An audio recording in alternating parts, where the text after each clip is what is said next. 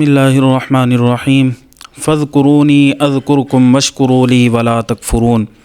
خالق کائنات نے ارشاد فرمایا تم مجھے یاد کرو میں تمہیں یاد کروں گا۔ اب دیکھیے حضور تاجدار انبیاء صلی اللہ تعالی علیہ وآلہ وسلم نے ارشاد فرمایا ان هذه القلوب تصدع کما یصدع الحدید اذا اصابہ الماء۔ فرمایا کہ جس طرح لوہے کے ساتھ پانی لگتا ہے اور پانی لگنے کی وجہ سے لوہے کو زنگ لگ جاتا ہے، اسی طرح دلوں کو بھی زنگ لگ جاتا ہے۔ اب آقا کریم علیہ الصلاۃ والسلام نے ارشاد فرمایا کہ جب دلوں کو زنگ لگتا ہے، ایک حدیث مبارکہ ہے کہ جس کے اندر حضور نے فرمایا کہ جب انسان گناہ کرتا ہے تو اس کے دل پر ایک سیاہ نقطہ لگتا ہے، اور جب وہ توبہ کرتا ہے تو وہ سیاہ نقطہ جو ہے وہ ختم ہو جاتا ہے۔ اور اسی طرح اگر انسان گناہ کرتا رہتا ہے حتیٰ کہ اس کا دل جو ہے وہ سیاہ ہو جاتا ہے، اور پھر حلال اور حرام کی تمیز جو ہے وہ ختم ہو جاتی ہے۔ اور جب اس سٹیج پر انسان پہنچ جاتا ہے کہ جہاں اس کے لیے نیکی اور بدی میں کوئی فرق ہی نہیں رہ جاتا، تو پھر واپسی کا امکان جو ہے وہ بہت کم رہ جاتا ہے۔ اس لیے انسان کو ہر وقت توبہ استغفار کرنا چاہیے۔ اور صحابہ کرام علیہم رضوان اگر ان کی سیرت طیبہ پڑھیے تو وہ نیکی کے معاملے میں وہ ایک دوسرے سے بڑھنے کی کوشش کیا کرتے تھے، نہ کہ دنیاوی معاملات کے اندر کہ ہم مال و متاع کمائیں اور مال کمانے میں ہم ایک دوسرے سے بڑھ جائیں۔ جس طرح کہ حدیث مبارکہ ہے کہ غریب صحابہ کرام علیہم رضوان آقا کریم علیہ الصلاۃ والسلام کی بارگاہ کے اندر حاضر ہوتے ہیں، آ کے عرض کرتے ہیں یا رسول اللہ صلی اللہ تعالی علیہ وآلہ وسلم، ہم نماز پڑھتے ہیں، ہم روزہ رکھتے ہیں، لیکن یہ کام امیر صحابہ کرام علیہم رضوان وہ بھی کرتے ہیں، لیکن وہ صدقات و خیرات کر کے وہ ہم سے آگے بڑھ جاتے ہیں۔ یا رسول اللہ صلی اللہ تعالی علیہ وآلہ وسلم، ہم کیا کریں؟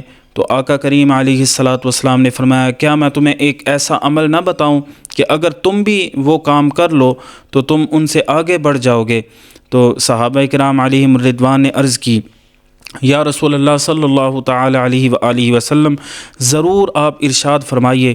تو آقا کریم علیہ الصلاۃ والسلام نے فرمایا کہ آپ ہر نماز کے بعد 33 مرتبہ سبحان اللہ، 33 مرتبہ الحمدللہ اور 34 مرتبہ اللہ اکبر کہہ لیا کرو۔ یہ کرنے کی وجہ سے آپ ان تک پہنچ جاؤ گے جو صدقہ خیرات کرتے ہیں۔ لیکن دیکھیے پھر امیر صحابہ کرام علیہم رضوان آپ نے بھی یہ عمل شروع کر دیا، تو وہ غریب صحابہ کرام علیہم رضوان دوبارہ آقا کریم علیہ الصلاۃ والسلام کی بارگاہ کے اندر حاضر ہوئے، عرض کی یا رسول اللہ صلی اللہ تعالی علیہ وآلہ وسلم، یہ عمل تو انہوں نے بھی شروع کر دیا ہے۔ تو آقا کریم علیہ الصلاۃ والسلام نے فرمایا ذالک فضل اللہ یؤتیہ من یشاء، یہ اللہ تعالیٰ کا فضل ہے، اللہ تعالیٰ جسے چاہتا ہے عطا فرماتا ہے۔ تو اس لیے ذکر کرنا چاہیے ہر وقت، اللہ تعالیٰ کی بارگاہ کے اندر اللہ تعالیٰ کو یاد کرنا چاہیے۔ جو ذکر کرتا ہے اس کی بہت زیادہ فضیلت ہے۔ حدیث مبارکہ کے اندر آتا ہے کہ فرشتے جو ہیں وہ ذکر کرنے والے کی مجالس کو تلاش کر رہے ہوتے ہیں، اور پھر وہ جب ذکر کرنے والوں کو تلاش کر لیتے ہیں تو پھر وہ اس محفل کو ڈھانپ لیتے ہیں، اور پھر جب اللہ تعالیٰ کی بارگاہ کے اندر حاضر ہوتے ہیں تو رب تعالیٰ پوچھتا ہے اے میرے فرشتوں بتاؤ میرے بندے کیا کر رہے تھے؟ تو فرشتے عرض کرتے ہیں یا اللہ وہ تیرا ذکر کر رہے تھے۔ اور پھر رب تعالیٰ پوچھتا ہے اے میرے فرشتوں بتاؤ وہ کس چیز کی طلب کر رہے تھے، کس چیز کی خواہش کرتے ہیں، کیا مانگتے ہیں؟ تو فرشتے عرض کرتے ہیں یا اللہ وہ جنت کے طلبگار ہیں، جنت کی خواہش کرتے ہیں۔ تو رب تعالیٰ فرماتا ہے کیا انہوں نے جنت کو دیکھا ہے؟ فرشتے عرض کرتے ہیں یا اللہ انہوں نے جنت کو نہیں دیکھا۔ تو رب تعالیٰ فرماتا ہے کہ اگر وہ جنت کو دیکھ لیتے، تو فرشتے عرض کرتے ہیں یا اللہ اگر وہ جنت کو دیکھ لیتے تو اور زیادہ خواہش کرتے۔ تو پھر رب تعالیٰ فرماتا ہے کہ اے میرے فرشتوں بتاؤ وہ کس چیز سے پناہ مانگتے ہیں؟ تو فرشتے عرض کرتے ہیں یا اللہ وہ جہنم سے پناہ مانگتے ہیں۔ تو رب تعالیٰ فرماتا ہے کہ کیا انہوں نے جہنم کو دیکھا ہے؟ تو فرشتے عرض کرتے ہیں یا اللہ انہوں نے جہنم کو دیکھا نہیں ہے، تو رب تعالیٰ فرماتا ہے اگر وہ دیکھ لیتے، تو فرشتے عرض کرتے ہیں یا اللہ پھر تو وہ اور زیادہ پناہ مانگتے۔ رب تعالیٰ فرماتا ہے میرے فرشتوں گواہ ہو جاؤ، میں نے ان تمام کو بخش دیا۔ اور پھر فرشتے عرض کرتے ہیں کہ یا اللہ ان میں ایک ایسا شخص بھی تھا کہ جو ذکر کی نیت سے نہیں آیا، بس ویسے گزر رہا تھا، اس نے کہا چلو میں ادھر بیٹھ جاتا ہوں، تو وہ تو اس ارادے سے آ کر بیٹھا ہے، لیکن رب تعالیٰ فرماتا ہے ہم الجلساء لا یشقى جلیسہم، یہ ایسے ہم نشین ہیں کہ جن کا ہم نشین وہ بدبخت نہیں ہو سکتا، میں نے ان کی وجہ سے میں نے اس کی بھی مغفرت کر دی۔ تو جو ذکر کے ارادے سے نہیں آتا لیکن ذکر کرنے والوں کے ساتھ بیٹھ جاتا ہے تو اللہ تعالیٰ ان کی مغفرت کر دیتا ہے۔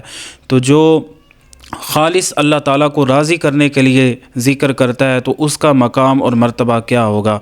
تو اسی لیے ذکر کرنا چاہیے۔ اور حضور امام الانبیاء صلی اللہ تعالیٰ علیہ وآلہ وسلم آپ نے بہت زیادہ ترغیب دلائی ہے اس چیز کی۔ ایک شخص حاضر ہوا، عرض کی یا رسول اللہ صلی اللہ تعالیٰ علیہ وآلہ وسلم، اسلام کے بہت زیادہ احکام ہیں، تو آپ کوئی ایک خلاصہ بتا دیں میں کیا کروں؟ تو آقا کریم علیہ الصلاۃ والسلام نے فرمایا کہ تیری زبان جو ہے وہ ذکر الہی سے غافل نہیں رہنی چاہیے، ہر وقت تو ذکر کرتا رہے۔ اور پھر ذکر کیا کرنا ہے؟ آقا کریم علیہ الصلاۃ والسلام نے فرمایا افضل الذکر لا الہ الا اللہ، افضل ذکر جو ہے یہ لا الہ الا اللہ ہے، اس کی بہت زیادہ فضیلت ہے۔ حضرت موسیٰ علیہ السلام نے اپنے رب کی بارگاہ میں عرض کی کہ یا اللہ مجھے کوئی ایسے الفاظ بتائے جائیں کہ جس سے صرف میں آپ کو یاد کروں، باقی سب بھی اسی سے یاد کرتے ہیں، تو میں کچھ اور الفاظ کے ساتھ آپ کو یاد کرنا چاہتا ہوں۔ لیکن رب تعالیٰ نے جواب ارشاد فرمایا کہ اے موسیٰ اس کی اتنی زیادہ فضیلت ہے کہ لا الہ الا اللہ ترازو کے ایک پلڑے کے اندر رکھا جائے اور دوسرے پلڑے میں زمین و آسمان کی ہر چیز رکھ دی جائے تو یہ پلڑا جو ہے یہ اس سے بھاری ہو جائے گا۔ یعنی لا الہ الا اللہ اس کی اتنی زیادہ فضیلت ہے۔ اور افضل دعا جو ہے وہ الحمدللہ ہے، یہ دعا پڑھنی چاہیے۔ اور ذکر جو ہے یہ لا الہ الا اللہ ہے، اس کو کرنا چاہیے۔ اللہ تعالی ہمیں ذکر کرنے کی توفیق عطا فرمائے۔